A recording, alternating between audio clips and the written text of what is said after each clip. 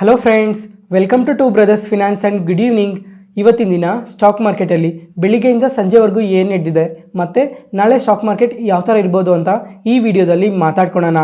ಇವತ್ತಿನ market updates ಏನಂದರೆ, Sensex 609 points gain ಆಗಿ 74,340 ಕ್ಲೋಸ್ ಆಗಿದೆ. ನಿಫ್ಟಿ 207 ಪಾಯಿಂಟ್ಸ್ ಗೇನ್ ಆಗಿ 22,544 ಕ್ಲೋಸ್ ಆಗಿದೆ. ಬ್ಯಾಂಕ್ ನಿಫ್ಟಿ 137 ಪಾಯಿಂಟ್ಸ್ ಗೇನ್ ಆಗಿ 48,627 ಕ್ಲೋಸ್ ಆಗಿದೆ. ಫ್ರೆಂಡ್ಸ್, ಇವತ್ತು ಮಾರ್ಕೆಟ್ ನೋಡಿದ್ರಾ, straight second day market positively close ಆಗಿದೆ. ಇವತ್ತು ಎಲ್ಲ ಇಂಡಿಸೀಸೂ ಪಾಸಿಟಿವಲ್ಲೇ ಕ್ಲೋಸ್ ಆಗಿದೆ. ಇವತ್ತು ಮಿಡ್ ಕ್ಯಾಪ್ಸ್ ಆದರೆ 0.37% ಪಾಸಿಟಿವ್ ಆಗಿ ರಿಯಾಕ್ಟ್ ಆಗಿದೆ. ಸ್ಮಾಲ್ ಕ್ಯಾಪ್ಸ್ ಆದರೆ ಎಬೋವ್ 1% ಪಾಸಿಟಿವ್ ಆಗಿ ರಿಯಾಕ್ಟ್ ಆಗಿದೆ. ಇವತ್ತು ನಿಫ್ಟಿ ಪ್ರೈಸ್ ಆಕ್ಷನ್ ನೋಡಿಕೊಂಡ್ರೆ ಓಪನಿಂಗಲ್ಲಿ ತುಂಬಾ ಪಾಸಿಟಿವ್ ಆಗಿ ಓಪನ್ ಆಯಿತು. ಮತ್ತು ವಿತಿನ್ 45 ಮಿನಿಟ್ಸ್ 200 ಪಾಯಿಂಟ್ಸ್ ಫಾಲ್ ಆಯಿತು. ಮತ್ತು ಅಲ್ಲಿಂದ ರಿವರ್ಸಲ್ ಆಗಿ ಪಾಸಿಟಿವ್ ಆಗಿ ಮೂವ್ ಆಗ್ತಾ ಇತ್ತು. ಆದರೆ ಕರೆಕ್ಟಾಗಿ 11:15 ಆ ಟೈಮಲ್ಲಿ ಮತ್ತೆ ಸೆಲ್ಲಿಂಗ್ ಪ್ರೆಷರ್ ನೋಡಿದ್ವಿ. ಮತ್ತು 11:30ಗೆ 22,300 ಆ ಝೋನಲ್ಲಿ ಸ್ಟ್ರಾಂಗ್ ಸಪೋರ್ಟ್ ತಗೊಂಡು ಡೇ ಹೈಸಲ್ಲಿ ಕ್ಲೋಸ್ ಆಗಿದೆ. ಫ್ರೆಂಡ್ಸ್, ಇವತ್ತು ಮಾರ್ಕೆಟ್ ಇಷ್ಟು ಪಾಸಿಟಿವ್ ಆಗಿ ಮೂವ್ ಆಗೋದಕ್ಕೆ ರೀಸನ್ಸ್ ಏನು ಅಂತ ನೋಡಿಕೊಂಡ್ರೆ, ಮತ್ತೆ RBI ಅವರು ಬ್ಯಾಂಕ್ಸ್ ಅಲ್ಲಿ ಲಿಕ್ವಿಡಿಟಿನ ಬೂಸ್ಟ್ ಮಾಡೋದಕ್ಕೆ ಹೊಸ ಮೆಜರ್ಸ್ನ ತಂದಿದ್ದಾರೆ. ಈ ಬ್ಯಾಂಕ್ಸ್ ಅಲ್ಲಿ ಲಿಕ್ವಿಡಿಟಿ ಬೂಸ್ಟ್ ಮಾಡೋದ್ರ ಬಗ್ಗೆ ತುಂಬ ವಿಡಿಯೋಸ್ ಅಲ್ಲೇ ಎಕ್ಸ್ಪ್ಲೇನ್ ಮಾಡಿದ್ದೆ. ಇದು ಡಿಸೆಂಬರಲ್ಲೇ ಶುರು ಆಯಿತು. ಡಿಸೆಂಬರಿಂದ RBI ಅವರು ಕಂಟಿನ್ಯೂಸ್ ಆಗಿ ಬ್ಯಾಂಕ್ಸ್ ಅಲ್ಲಿ ಲಿಕ್ವಿಡಿಟಿನ ಬೂಸ್ಟ್ ಮಾಡೋದಕ್ಕೆ ಯಾವುದೋ ಒಂದು ಹೊಸ ಮೆಜರ್ಸ್ನ ತರ್ತಾನೆ ಇದ್ದಾರೆ. ಇವಾಗ ಏನೇನು ಮೆಜರ್ಸ್ ತಂದಿದ್ದಾರೆ ಅಂತ ನೋಡಿಕೊಂಡ್ರೆ, ಮೊದಲನೇದಾಗಿ OMO ಪರ್ಚೇಸಸ್ನ ಮಾಡ್ತೀವಿ ಅಂತ ಹೇಳಿದ್ದಾರೆ 2 ಟ್ರೆಂಚಸ್ಸಲ್ಲಿ. ಅದನ್ನು ಪ್ರತಿ ಟ್ರೆಂಚಲ್ಲೂ 50,000 ಕ್ರೋರ್ಸ್ ಈಚಾಗೆ 2 ಟ್ರೆಂಚಸ್ಸಲ್ಲಿ ಬ್ಯಾಂಕ್ಸಲ್ಲಿ ಲಿಕ್ವಿಡಿಟಿನ ಬೂಸ್ಟ್ ಮಾಡ್ತೀವಿ ಅಂತ ಹೇಳಿದ್ದಾರೆ. ಇದು ಯಾವಾಗ ಅಂತ ಅಂದರೆ ಮಾರ್ಚ್ 12th ಒಂದ್ಸಲ ಮತ್ತು ಮಾರ್ಚ್ 18th ಒಂದ್ಸಲ. ನೆಕ್ಸ್ಟ್ ಅದಾದಮೇಲೆ ಡಾಲರ್ ಮತ್ತು ರುಪಿನ ಸ್ವಾಪ್ ಆ್ಯಕ್ಷನ್ ಮಾಡ್ತೀವಿ $10 ಬಿಲಿಯನ್ ಅಂತ ಹೇಳಿದ್ದಾರೆ. ಇದು ಯಾವಾಗ ಅಂತ ನೋಡಿಕೊಂಡ್ರೆ ಮಾರ್ಚ್ 24th ನಡೆಯುತ್ತೆ ಅಂತ ಹೇಳಿದ್ದಾರೆ. RBI ಕಡೆಯಿಂದ ಈ ಥರ ಅಪ್ಡೇಟ್ಸ್ ಬಂದಿರೋದಕ್ಕೇ ಇವತ್ತು ಮಾರ್ಕೆಟ್ಸ್ ಇಷ್ಟು ಪಾಸಿಟಿವ್ ಆಗಿ ರಿಯಾಕ್ಟ್ ಆಗಿರೋದು. ಅದಾದಮೇಲೆ ಫ್ರೆಂಡ್ಸ್, ಇವಾಗ ಮಾರ್ಕೆಟ್ ಕ್ಲೋಸ್ ಆದಮೇಲೆ ಇನ್ನೊಂದು ಅಪ್ಡೇಟ್ ಕೂಡ ಬಂದಿದೆ. ಏನಂತ ಅಂದರೆ, ಈ ಏಪ್ರಿಲ್ ಮಂತಲ್ಲಿ 25 ಬೇಸಿಸ್ ಪಾಯಿಂಟ್ಸ್ ರೇಟ್ ಕಟ್ ಇರೋ ಚಾನ್ಸಸ್ ತುಂಬಾ ಜಾಸ್ತಿ ಇದೆ ಅಂತ ಅಪ್ಡೇಟ್ ಆಗ್ತಾ ಇದೆ. ನೋಡೋಣ ಈ ಏಪ್ರಿಲ್ FOMC ಮಿನಿಟ್ಸ್ ಮೀಟಿಂಗಲ್ಲಿ ಮತ್ತೆ ರೇಟ್ ಕಟ್ ಮಾಡ್ತಾರಾ ಇಲ್ವಾ ಅಂತ. ನೆಕ್ಸ್ಟ್ ಅದಾದಮೇಲೆ US ಕಡೆಯಿಂದನೂ ಒಂದು ಅಪ್ಡೇಟ್ ಇದೆ. ಏನಂತ ಅಂದರೆ, ಡೊನಾಲ್ಡ್ ಟ್ರಂಪ್ ಅವ್ರ ಕಡೆಯಿಂದ ಇನ್ನೊಂದು ಸ್ಟೇಟ್ಮೆಂಟ್ ಬಂದಿದೆ. ಏನಂತ ಅಂದರೆ, ಕೆನಡಾ ಮತ್ತು ಮೆಕ್ಸಿಕೋ ಮೇಲೆ 25% ಟ್ಯಾರಿಫ್ ಹಾಕಿದ್ರಲ್ಲ, ಇವಾಗ ಸರ್ಟನ್ ಪ್ರಾಡಕ್ಟ್ಸ್ ಮೇಲೆ ಟ್ಯಾಕ್ಸಸ್ ಕಮ್ಮಿ ಮಾಡ್ತಾ ಇದೀವಿ ಅಂತ ಅಪ್ಡೇಟ್ ಮಾಡಿದ್ದಾರೆ. ಅದನ್ನು ಯಾವ ಪ್ರಾಡಕ್ಟ್ ಮೇಲೆ ಅಂತ ನೋಡಿಕೊಂಡ್ರೆ, ಆಟೋಸ್ ಮೇಲೆ ಟ್ಯಾರಿಫ್ನ ಕಮ್ಮಿ ಮಾಡ್ತೀವಿ ಅಂತ ಅಪ್ಡೇಟ್ ಬಂದಿದೆ. ಅದರಿಂದನೇ ನಿನ್ನೆ US ಮಾರ್ಕೆಟಲ್ಲಿ ಈ ಆಟೋಮೇಕರ್ ಕಂಪನೀಸ್ ಏನಿದ್ದಾವೆ, ಈ ಕಂಪನೀಸ್ ಎಲ್ಲ ತುಂಬಾ ಪಾಸಿಟಿವ್ ಆಗಿ ರಿಯಾಕ್ಟ್ ಆಗಿದ್ದಾವೆ. ಅದರಿಂದ ಓವರಾಲ್ US ಮಾರ್ಕೆಟ್ ಕೂಡ ತುಂಬಾ ಪಾಸಿಟಿವ್ ಆಗಿ ರಿಯಾಕ್ಟ್ ಆಯಿತು. ಮತ್ತು ಇದೇ ಅಪ್ಡೇಟಿಂದನೇ ಇವತ್ತು ನಮ್ಮ ಮಾರ್ಕೆಟ್ ಓಪನಿಂಗ್ ಟೈಮಲ್ಲೂ ನಿಫ್ಟಿ 50 ಅಷ್ಟು ಪಾಸಿಟಿವ್ ಆಗಿ ಓಪನ್ ಆಗಿದ್ದು. ನೆಕ್ಸ್ಟ್ ಅದಾದಮೇಲೆ ಫ್ರೆಂಡ್ಸ್, ಈ ಫಿನಾನ್ಷಿಯಲ್ ಪ್ಲಾಟ್ಫಾರ್ಮ್ಸಲ್ಲೆಲ್ಲ ಇನ್ನೊಂದು ಡೇಟಾ ಅಪ್ಡೇಟ್ ಆಗ್ತಾ ಇದೆ.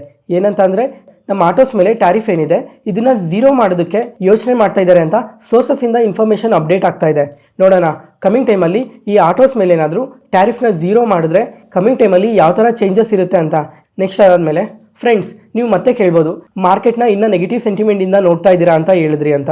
ನಾನು ಮತ್ತೆ ಹೇಳ್ತಾ ಇದ್ದೀನಿ, ನಾನು ಮಾರ್ಕೆಟ್ನ ಇನ್ನೂ ಸ್ವಲ್ಪ ದಿನ ನೆಗೆಟಿವ್ ಆಗೇ ನೋಡ್ತಾ ಇದ್ದೀನಿ. ಇವಾಗ ಮಾರ್ಕೆಟ್ ಏನೋ ಪಾಸಿಟಿವ್ ಆಗಿದೆ, ಯಾಕಂದರೆ ಯಾವುದೋ ಒಂದೊಂದು ಪಾಸಿಟಿವ್ ಡೇಟಾ ಪಾಯಿಂಟ್ಸ್ ಬರ್ತಾ ಇದೆ. ಅದರಿಂದ ಮಾತ್ರನೇ ಮಾರ್ಕೆಟ್ ಪಾಸಿಟಿವಲ್ಲಿ ಇರೋದು.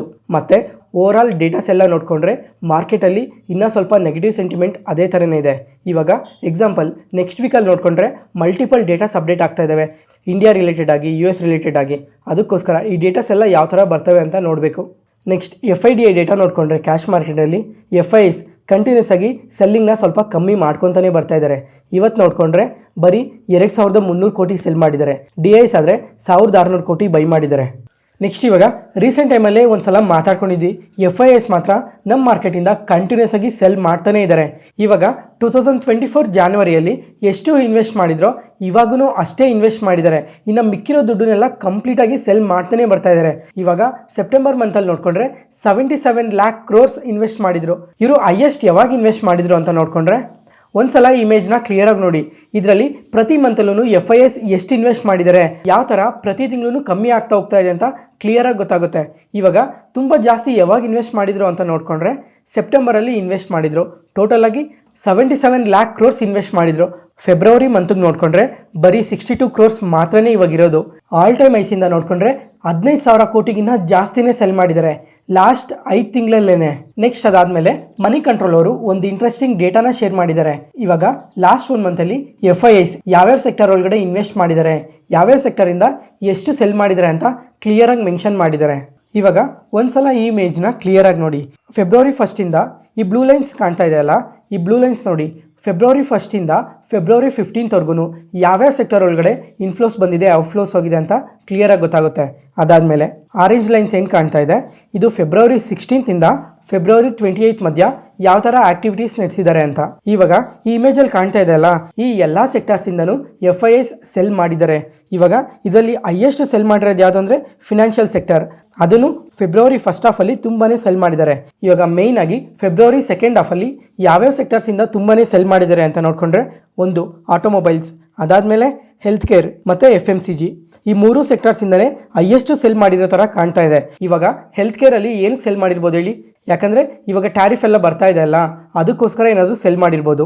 ಮತ್ತು ಒಂದ್ಸಲ ಈ ಪಿಕ್ಚರ್ನ ಕ್ಲಿಯರಾಗಿ ನೋಡಿ, ಎಲ್ಲ ಸೆಕ್ಟರ್ಸ್ ಬಗ್ಗೆನೂ ಅಪ್ಡೇಟ್ ಮಾಡಿದ್ದಾರೆ. ಯಾವ್ಯಾವ ಸೆಕ್ಟರ್ಸಿಂದ ಎಷ್ಟೆಷ್ಟು ಸೆಲ್ ಮಾಡಿದ್ದಾರೆ ಅಂತ ಕ್ಲಿಯರಾಗಿ ಗೊತ್ತಾಗುತ್ತೆ.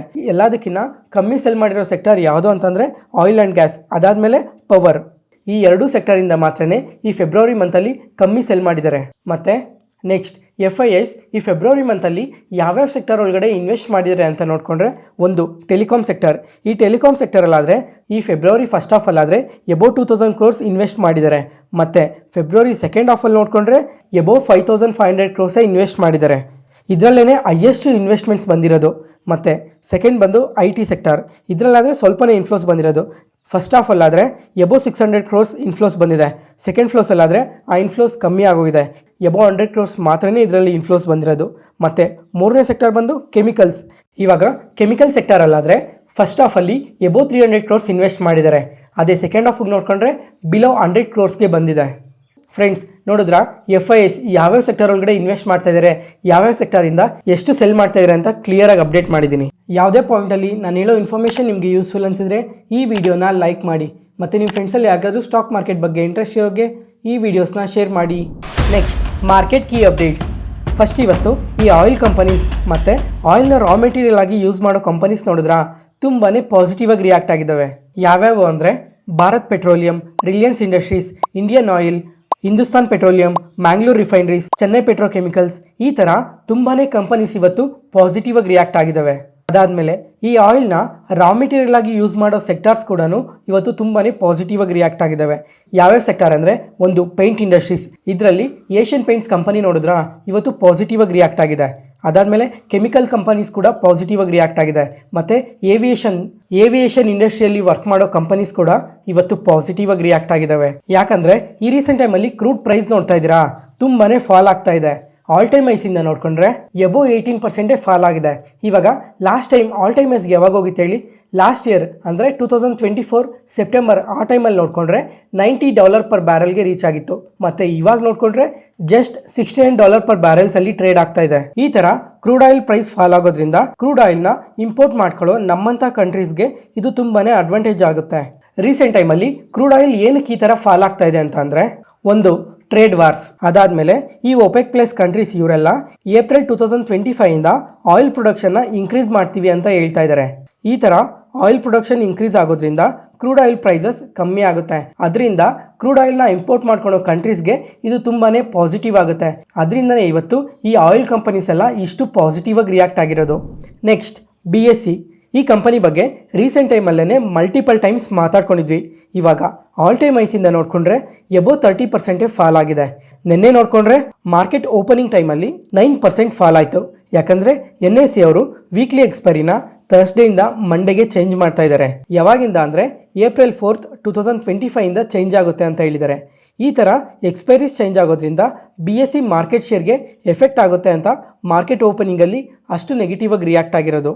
ಮತ್ತು ಮಾರ್ಕೆಟ್ ಕ್ಲೋಸಿಂಗೆಲ್ಲ ಬೌನ್ಸ್ ಬ್ಯಾಕ್ ಆಗಿದೆ. ಯಾಕಂದರೆ ನೆನೆ ಮಾರ್ಕೆಟಲ್ಲಿ ತುಂಬಾ ಪಾಸಿಟಿವ್ ಸೆಂಟಿಮೆಂಟ್ ಇದ್ದಿದ್ದರಿಂದ. ಮತ್ತು ಇವತ್ತು ನೋಡಿಕೊಂಡ್ರೆ ಗೋಲ್ಡ್ಮನ್ ಸ್ಯಾಕ್ಸ್ ಅವರು ಈ ಕಂಪನಿಗೆ ನ್ಯೂಟ್ರಲ್ ರೇಟಿಂಗ್ ಕೊಟ್ಟು ಟಾರ್ಗೆಟ್ ಪ್ರೈಸ್ನ ಕಟ್ ಮಾಡಿದ್ದಾರೆ. ಇದಕ್ಕೆ ರೀಸನ್ ಏನು ಹೇಳ್ತಾ ಇದ್ದಾರೆ ಅಂದರೆ, ಇವಾಗ NSE ಅವರು ಎಕ್ಸ್ಪೈರೀಸ್ನ ಚೇಂಜ್ ಮಾಡಿದಾರಲ್ಲ, ಇದರಿಂದ BSE ಟ್ರೇಡಿಂಗ್ ವಾಲ್ಯೂಮ್ಸ್ಗೆ ತುಂಬಾ ಎಫೆಕ್ಟ್ ಆಗುತ್ತೆ ಅಂತ ಅಪ್ಡೇಟ್ ಮಾಡಿದ್ದಾರೆ. ಅದರಿಂದನೇ ಈ ಥರ ಟಾರ್ಗೆಟ್ ಪ್ರೈಸ್ನ ಕಟ್ ಮಾಡಿರೋದು ಅಂತ ಕೂಡ ಮೆನ್ಷನ್ ಮಾಡಿದ್ದಾರೆ. ನೋಡೋಣ BSE ಕಮ್ಮಿಂಗ್ ಟೈಮಲ್ಲಿ ಮಾರ್ಕೆಟ್ ಶೇರ್ನ ಇನ್ಕ್ರೀಸ್ ಮಾಡ್ಕೊತಾರ ಅಥವಾ ಇಲ್ವಾ ಅಂತ. ಫ್ರೆಂಡ್ಸ್, ಈ ಡೇಟಾ ಪಾಯಿಂಟ್ನ ಪ್ರತಿಯೊಬ್ಬರೂ ಕ್ಲಿಯರಾಗಿ ಕೇಳಿಸ್ಕೊಳ್ಳಿ. ಫ್ರೆಂಡ್ಸ್, ಇವಾಗ ಮಾರ್ಕೆಟಲ್ಲಿ ಪ್ರತಿಯೊಬ್ಬರೂ ಏನೋ ಒಂದು ಆ್ಯಕ್ಟಿವಿಟಿನ ಮಾಡ್ತಾನೆ ಇರ್ತೀವಿ. ಇವಾಗ FIIs ಅಂತೂ ನಮ್ಮ ಮಾರ್ಕೆಟಿಂದ ಕಂಟಿನ್ಯೂಸ್ ಆಗಿ ಸೆಲ್ ಮಾಡ್ತಾನೇ ಇದ್ದಾರೆ. ಅದ್ರ ಜೊತೆಗೆ ರಿಟೇಲರ್ಸ್ ಕೂಡ ಮಾರ್ಕೆಟಲ್ಲಿ ಅವಾಗ ಇವಾಗ ಸ್ವಲ್ಪ ಸೆಲ್ ಮಾಡ್ತಾನೆ ಇರ್ತಾರೆ ಅಥವಾ ಬೇರೆ ಏನಾದರೂ ಆಕ್ಟಿವಿಟಿ ಮಾಡ್ತಾನೆ ಇರ್ತಾರೆ. ಇವಾಗ ಈಕ್ವಿಟೀಸ್ನ ಡಿಲಿವರಿ ತೊಗೊಳೋದಾಗಲಿ, ಇಂಟ್ರಾಡೇ ಮಾಡೋದಾಗಲಿ ಅಥವಾ F&O ಮಾಡೋದಾಗಲಿ, ಈ ಥರ ಯಾವುದಾದ್ರೂ ಒಂದು ಆ್ಯಕ್ಟಿವಿಟಿನ ಪ್ರತಿಯೊಬ್ಬರೂ ಮಾರ್ಕೆಟಲ್ಲಿ ಮಾಡ್ತಾನೆ ಇರ್ತೀವಿ. ಇವಾಗ ನಾವೇನೇ ಆ್ಯಕ್ಟಿವಿಟಿ ಮಾಡಿದ್ರೂ ಆ ಪ್ರತಿ ಆ್ಯಕ್ಟಿವಿಟಿಗೂ STT ಚಾರ್ಜಸ್ನ ಪೇ ಮಾಡಲೇಬೇಕಾಗಿರುತ್ತೆ ಗೌರ್ಮೆಂಟ್ಗೆ. ಇವಾಗ ಇಲ್ಲೊಂದು ಡೇಟಾ ಇದೆ ನೋಡಿ, ಲಾಸ್ಟು 9 ವರ್ಷದಲ್ಲಿ ಈ STT ಮುಖಾಂತರ ಗೌರ್ಮೆಂಟ್ ಎಷ್ಟು ಟ್ಯಾಕ್ಸ್ ಕಲೆಕ್ಟ್ ಮಾಡಿದೆ ಅಂತ ಕ್ಲಿಯರಾಗಿ ಗೊತ್ತಾಗುತ್ತೆ. 2018 ನೋಡಿಕೊಂಡ್ರೆ 11,000 ಕೋಟಿ STT ಚಾರ್ಜಸ್ನ ಕಲೆಕ್ಟ್ ಮಾಡಿದ್ರು. ಮತ್ತು ಅದು ಟೈಮ್ ಟು ಟೈಮ್ ಅದೇ ಥರನೇ ಇನ್ಕ್ರೀಸ್ ಆಗ್ತಾ ಬಂದಿದೆ. ಇವಾಗ ಲಾಸ್ಟ್ 4 ಇಯರ್ಸಲ್ಲಿ ನೋಡಿಕೊಂಡ್ರೆ 2023 ನೋಡಿ 25,000 ಕೋಟಿ STT ಚಾರ್ಜಸ್ಸಿಂದನೇ ಬಂದಿದೆ. ಮತ್ತು 2024 33,000 ಕೋಟಿ, 2025 55,000 ಕೋಟಿ. ಇವಾಗ ಲಾಸ್ಟ್ ಇಯರ್ ಬಜೆಟಲ್ಲಿ ನೋಡಿಕೊಂಡ್ರೆ ಈ STT ಚಾರ್ಜಸ್ನ ಇನ್ಕ್ರೀಸ್ ಮಾಡಿದ್ರು. ಅದರಿಂದನೇ ಇಂದಿನ ವರ್ಷ 55,000 ಕೋಟಿ ಈ STT ಚಾರ್ಜಸ್ ಮುಖಾಂತರನೇ ಬಂದಿರೋದು. ಮತ್ತು ನೆಕ್ಸ್ಟ್ ಫಿನಾನ್ಷಿಯಲ್ ಇಯರ್ಗೆ ನೋಡಿಕೊಂಡ್ರೆ 78,000 ಕ್ರೋರ್ಸ್ STT ಮುಖಾಂತರನೇ ಬರುತ್ತೆ ಅಂತ ಎಸ್ಟಿಮೇಟ್ ಮಾಡ್ತಾ ಇದ್ದಾರೆ. ಫ್ರೆಂಡ್ಸ್, ಇವಾಗ ಇದನ್ನೆಲ್ಲ ನಿಮ್ಗೆ ಏನಕ್ಕೆ ಹೇಳ್ತಾ ಇದ್ದೀನಿ ಅಂದರೆ, ಇವಾಗ ರೀಸೆಂಟ್ ಟೈಮಲ್ಲಿ ಮಾರ್ಕೆಟ್ ಒಳಗಡೆ ತುಂಬಾ ರಿಟೇಲ್ ಇನ್ವೆಸ್ಟರ್ಸ್ ಬಂದಿದ್ದಾರೆ. ಇವಾಗ ಬಂದಿರೋರೆಲ್ಲ ಇವಾಗ ಈ ಟ್ಯಾಕ್ಸ್ ಪಾರ್ಟ್ ಏನಿದೆ ಇದನ್ನು ಕಂಪ್ಲೀಟಾಗಿ ನೆಗ್ಲೆಕ್ಟ್ ಮಾಡ್ತಾ ಇದ್ದಾರೆ. ಬರೀ STT ಚಾರ್ಜಸ್ ಒಂದೇ ಅಲ್ಲ, ಈ ಥರನೇ ತುಂಬಾ ಚಾರ್ಜಸ್ ಇದ್ದಾವೆ. LTCG ಇರುತ್ತೆ, STCG ಇರುತ್ತೆ, ಮತ್ತು ಬ್ರೋಕರೇಜ್ ಚಾರ್ಜಸ್ ಇರುತ್ತೆ. ಈ ಥರ ತುಂಬಾ ಚಾರ್ಜಸ್ ಇರುತ್ತೆ. ಇವಾಗ ರಿಟೇಲ್ ಇನ್ವೆಸ್ಟರ್ಸ್ ಎಲ್ಲ ಈ ಚಾರ್ಜಸ್ನ ತುಂಬಾ ನೆಗ್ಲೆಕ್ಟ್ ಮಾಡಿ ಆ್ಯಕ್ಟಿವಿಟೀಸ್ನ ತುಂಬ ಜಾಸ್ತಿ ಮಾಡ್ತಾ ಇದ್ದಾರೆ. ಇವಾಗ ಯಾವುದಾದ್ರೂ ಒಂದು ಕಂಪನಿಯಲ್ಲಿ ಒಂದು ಶೇರ್ ಬೈ ಮಾಡಿದ್ರೂ ನೀವು STT ಚಾರ್ಜಸ್ನ ಪೇ ಮಾಡಬೇಕು, ಅದ್ರ ಜೊತೆಗೆ ಬ್ರೋಕರೇಜ್ ಚಾರ್ಜಸ್ನ ಪೇ ಮಾಡಬೇಕು. ಮತ್ತು ಯಾವುದಾದ್ರೂ ಒಂದು ಕಂಪನಿಯಿಂದ ಅಟ್ಲೀಸ್ಟ್ ಒಂದು ಶೇರ್ ಎಕ್ಸಿಟ್ ಆದ್ರೂ ನೀವು STT ಚಾರ್ಜಸ್ನ ಮತ್ತು ಬ್ರೋಕರೇಜ್ ಫೀಸ್ನ ಪೇ ಮಾಡಲೇಬೇಕಾಗಿರುತ್ತೆ. ಇವಾಗ ಎಕ್ಸಾಂಪಲ್ ಇದೆಲ್ಲ ಕೇಳಿಸ್ಕೊಂಡ್ಮೇಲೆ ಇವಾಗ ಅನ್ಕೊಂತೀರಾ, ನಾವು ಇಂಟ್ರಾಡೇಲೆಲ್ಲ ತುಂಬಾ ಪ್ರಾಫಿಟ್ಸ್ ಮಾಡಿದ್ದೀವಿ, ಇವರೆಲ್ಲ ಎಷ್ಟೇ ಟ್ಯಾಕ್ಸಸ್ ಕಟ್ಟಾದ್ರೂ ನಾವಿನ್ನ ಪ್ರಾಫಿಟ್ಸಲ್ಲೇ ಇರ್ತೀವಿ ಅಂತ ನೀವು ಅನ್ಕೊಬೋದು. ಇವಾಗ ಎಕ್ಸಾಂಪಲ್, ಇವಾಗ ಯಾವ್ದಾದ್ರು ಒಂದು ಟ್ರೇಡ್ ಮಾಡಿದ್ರಿ ಅಂದ್ಕೊಳ್ಳಿ, ಅದರಲ್ಲಿ ನಿಮ್ಗೊಂದು 5,000 ಪ್ರಾಫಿಟ್ ಆಗಿದೆ. ಅದರಲ್ಲಿ ಈ ಟ್ಯಾಕ್ಸಸ್ ಅಂತಾನೆ ಎಷ್ಟೋಗುತ್ತೆ ಗೊತ್ತಾ? ನಿಯರ್ಲಿ 2,000 ಈ ಟ್ಯಾಕ್ಸಸ್ ಅಂತಾನೆ ಕಟ್ಟಾಗುತ್ತೆ. ಇನ್ನು ಮಿಕ್ಕಿರೋ 3,000 ಮಾತ್ರನೇ ನಿಮಗೆ ಪ್ರಾಫಿಟ್ ಆಗಿರುತ್ತೆ. ಅದಕ್ಕೋಸ್ಕರ ನಾನು ಇಷ್ಟು ಡೀಟೇಲ್ ಆಗಿ ಎಕ್ಸ್ಪ್ಲೈನ್ ಮಾಡ್ತಾ ಇರೋದು. ಇವಾಗ ಆಗ್ಲೇ ಮಾತಾಡ್ಕೊಂಡಂಗೆ ಒಂದು 2 ಇಯರ್ಸ್ ಬ್ಯಾಕ್ ಗೌರ್ಮೆಂಟ್ ಅವರು STT ಚಾರ್ಜಸ್ನ ಇನ್ಕ್ರೀಸ್ ಮಾಡಿದ್ರು. ಇವಾಗ ಈಕ್ವಿಟಿ ಡಿಲಿವರೀಸ್ ತೊಗೊಂತಿರಲ್ಲ, ಅದಕ್ಕೆ ಒಂಥರ STT ಚಾರ್ಜಸ್ ಇರುತ್ತೆ. ಮತ್ತು ಇಂಟ್ರಾಡೇ ಮಾಡೋರ್ಗೆ STT ಚಾರ್ಜಸ್ ಡಿಫ್ರೆಂಟ್ ಇರುತ್ತೆ. ಮತ್ತು F&O ಆಕ್ಟಿವಿಟಿ ಮಾಡೋರ್ಗೇ STT ಚಾರ್ಜಸ್ ಡಿಫ್ರೆಂಟ್ ಆಗಿರುತ್ತೆ. ಈ ಥರ ಪ್ರತಿಯೊಂದು ಆ್ಯಕ್ಟಿವಿಟಿಗೂ ಒಂದೊಂದು ಟೈಪಲ್ಲಿ STT ಚಾರ್ಜಸ್ನ ಕಲೆಕ್ಟ್ ಮಾಡ್ತಾರೆ. ಇವಾಗ ಫ್ರೆಂಡ್ಸ್, ನೀವೇನಾದರೂ ಇಂಟ್ರಾಡೇ ಮಾಡ್ತಾ ಇದ್ರೆ ಒಂದ್ಸಲ ನಿಮ್ಮ P&Lನ ಚೆಕ್ ಮಾಡ್ಕೊಳ್ಳಿ. ಇವಾಗ ನೀವು ಪ್ರಾಫಿಟ್ಸಲ್ಲಿದ್ದೀರಾ ಅಥವಾ ಲಾಸಸ್ಸಲ್ಲಿದ್ದೀರಾ ಅಂತ.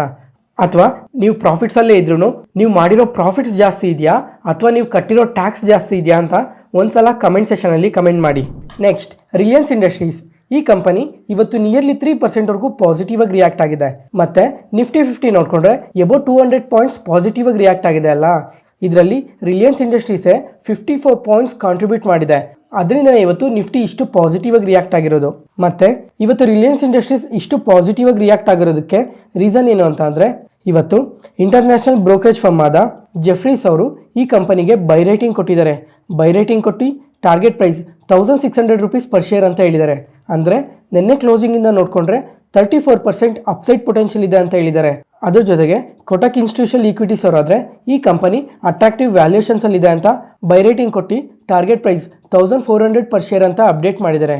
ಇವಾಗ ಈ ಎರಡು ಬ್ರೋಕರೇಜ್ ಫರ್ಮ್ಸ್ ಬೈ ರೇಟಿಂಗ್ ಕೊಟ್ಟಿರೋದಕ್ಕೆ ರೀಸನ್ಸ್ ಏನು ಅಂತ ಅಂದರೆ, ಇವಾಗ ಕಮಿಂಗ್ ಟೈಮಲ್ಲಿ ರಿಲಯನ್ಸ್ ಜಿಯೋ IPOಗೆ ಬರ್ತಾ ಇದೆ ಅಲ್ಲ, ಅದರಿಂದ ವ್ಯಾಲ್ಯೂ ಕ್ರಿಯೇಷನ್ ಆಗುತ್ತೆ ಅಂತ ಹೇಳಿದ್ದಾರೆ. ಅದರ ಜೊತೆಗೆ ಈ ಟೆಲಿಕಾಂ ಸೆಗ್ಮೆಂಟಲ್ಲಿ ಟ್ಯಾರಿಫ್ ಹೈಕಿಂದ ಈ ಥರ ಬೈ ರೇಟಿಂಗ್ ಕೊಟ್ಟಿದ್ದೀವಿ ಅಂತ ಅಪ್ಡೇಟ್ ಮಾಡಿದ್ದಾರೆ. ನೋಡೋಣ, ಅಟ್ಲೀಸ್ಟ್ ಇವಾಗಿಂದನಾದರೂ ರಿಲಯನ್ಸ್ ಇಂಡಸ್ಟ್ರೀಸ್ ಪಾಸಿಟಿವ್ ಆಗಿ ರಿಯಾಕ್ಟ್ ಆಗ್ತಾ ಹೋಗುತ್ತಾ ಅಂತ.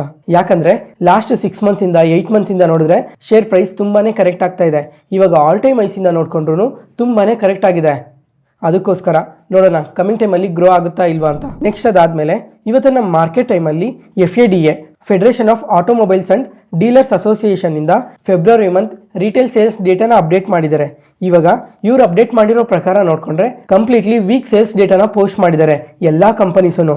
ಓವರಾಲ್ 2 ವೀಲರ್ಸ್ ನೋಡಿಕೊಂಡ್ರೆ ಇಯರ್ ಆನ್ ಇಯರಲ್ಲಿ 6% ಸೇಲ್ಸ್ ಡ್ರಾಪ್ ಆಗಿದೆ. ಮತ್ತು 3 ವೀಲರ್ಸಲ್ಲಿ ನೋಡಿಕೊಂಡ್ರೆ 2% ಸೇಲ್ಸ್ ಡ್ರಾಪ್ ಆಗಿದೆ. ಓವರಾಲ್ ಎಲ್ಲ companies February month sales data ಪ್ರಕಾರ ಈ ಥರ ಪ್ಯಾಸೆಂಜರ್ ವೆಹಿಕಲ್ ಸೆಗ್ಮೆಂಟಲ್ಲಿ ಇಯರ್ ಆನ್ ಇಯರಲ್ಲಿ 10% ಸೇಲ್ಸ್ ಡ್ರಾಪ್ ಆಗಿದೆ ಅಂತ ಅಪ್ಡೇಟ್ ಮಾಡಿರೋದು. ಮತ್ತು ಕಮರ್ಷಿಯಲ್ ವೆಹಿಕಲ್ಸಲ್ಲಿ ನೋಡಿಕೊಂಡ್ರೆ 8.6% ಸೇಲ್ಸ್ ಡ್ರಾಪ್ ಆಗಿದೆ.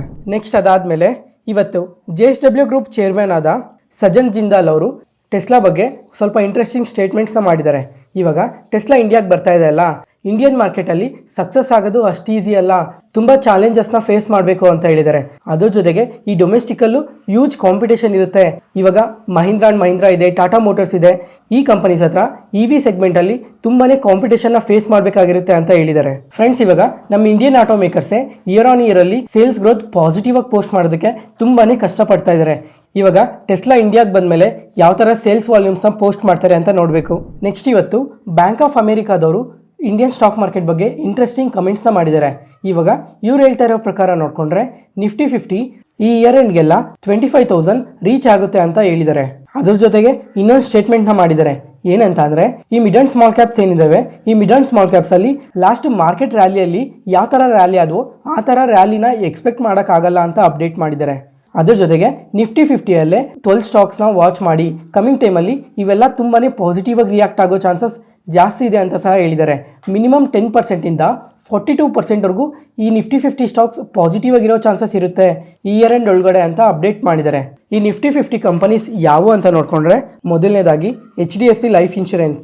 ಈ ಕಂಪನಿ ಆದರೆ 42% ಅಪ್ಸೈಡ್ ಪೊಟೆನ್ಷಿಯಲ್ ಇದೆ ಅಂತ ಹೇಳಿದ್ದಾರೆ. ಮತ್ತು ಟಾರ್ಗೆಟ್ ಪ್ರೈಸ್ ನೋಡಿಕೊಂಡ್ರೆ 875 ರುಪೀಸ್ ಪರ್ ಶೇರ್ ಆಗಿ ಟಾರ್ಗೆಟ್ ಪ್ರೈಸ್ನ ಸೆಟ್ ಮಾಡಿದ್ದಾರೆ. ಅದಾದಮೇಲೆ ಮಹೀಂದ್ರಾ ಆ್ಯಂಡ್ ಮಹೀಂದ್ರಾ ಈ ಕಂಪನಿಗಾದರೆ 3650 ರುಪೀಸ್ ಟಾರ್ಗೆಟ್ ಪ್ರೈಸ್ನ ಸೆಟ್ ಮಾಡಿ 40% ಅಪ್ಸೈಡ್ ಪೊಟೆನ್ಷಿಯಲ್ ಇದೆ ಅಂತ ಹೇಳಿದ್ದಾರೆ. ಮತ್ತು ಏರ್ಟೆಲ್ ಕಂಪನಿಗಾದರೆ 2085 ರುಪೀಸ್ ಟಾರ್ಗೆಟ್ ಪ್ರೈಸ್ನ ಕೊಟ್ಟು 31% ಅಪ್ಸೈಡ್ ಪೊಟೆನ್ಷಿಯಲ್ ಇದೆ ಅಂತ ಹೇಳಿದ್ದಾರೆ. ಮತ್ತು ಇದೇ ಥರ ಟೋಟಲ್ 12 ಸ್ಟಾಕ್ಸ್ಗೆ ಇವರು ಟಾರ್ಗೆಟ್ ಪ್ರೈಸ್ನ ಸೆಟ್ ಮಾಡಿ ಎಷ್ಟು ಪರ್ಸೆಂಟ್ ಅಪ್ಸೈಡ್ ಪೊಟೆನ್ಷಿಯಲ್ ಇದೆ ಅಂತ ಹೇಳಿದ್ದಾರೆ. ಅದ್ರ ಜೊತೆಗೆ ಈ ಥರ ಪಾಸಿಟಿವ್ ಆಗಿ ರಿಯಾಕ್ಟ್ ಆಗೋದಕ್ಕೆ ಏನೇನು ರೀಸನ್ಸ್ ಇದ್ದಾವೆ ಅಂತ ಕೂಡ ಅಪ್ಡೇಟ್ ಮಾಡಿದ್ದಾರೆ. ಈ ಎಲ್ಲ ಡೇಟಾ ಪಾಯಿಂಟ್ಸ್ನ ನಾನು ವಾಟ್ಸಪ್ ಚಾನಲಲ್ಲಿ ಶೇರ್ ಮಾಡಿರ್ತೀನಿ, ಒಂದ್ಸಲ ಚೆಕ್ ಮಾಡಿ. ಯಾರಾದರೂ ಹೊಸದಾಗಿ ವಾಟ್ಸಪ್ ಚಾನಲ್ನ ಚೆಕ್ ಮಾಡ್ತಾ ಇದ್ದರೆ ಡಿಸ್ಕ್ರಿಪ್ಷನಲ್ಲಿ ಲಿಂಕ್ ಕೊಟ್ಟಿರ್ತೀನಿ, ಒಂದ್ಸಲ ಚೆಕ್ ಮಾಡಿ. ಇವತ್ತಿಗೆ ಅಪ್ಡೇಟ್ಸ್ ಮುಗೀತು. ಈ ವಿಡಿಯೋ ಇಷ್ಟ ಆದರೆ ಲೈಕ್ ಮಾಡಿ, ಶೇರ್ ಮಾಡಿ, ಸಬ್ಸ್ಕ್ರೈಬ್ ಆಗಿ. ಮತ್ತೆ ನಾಳೆ ಹೊಸ ಸ್ಟಾಕ್ ಮಾರ್ಕೆಟ್ ನ್ಯೂಸ್ ಅನಾಲಿಸಿಸ್ ವಿಡಿಯೋಲ್ಲಿ ಸಿಗೋಣ. ನಾನು ಹೇಳಿದ ಇನ್ಫಾರ್ಮೇಷನಲ್ಲಿ ಯಾವುದೇ ಥರ ಡೌಟ್ ಇದ್ದರೂ ಕಮೆಂಟ್ ಸೆಷನಲ್ಲಿ ಕಮೆಂಟ್ ಮಾಡಿ. ಪ್ರತಿಯೊಂದು ಕಮೆಂಟ್ಗೂ ರಿಪ್ಲೈ ಕೊಡ್ತೀನಿ. Thank you.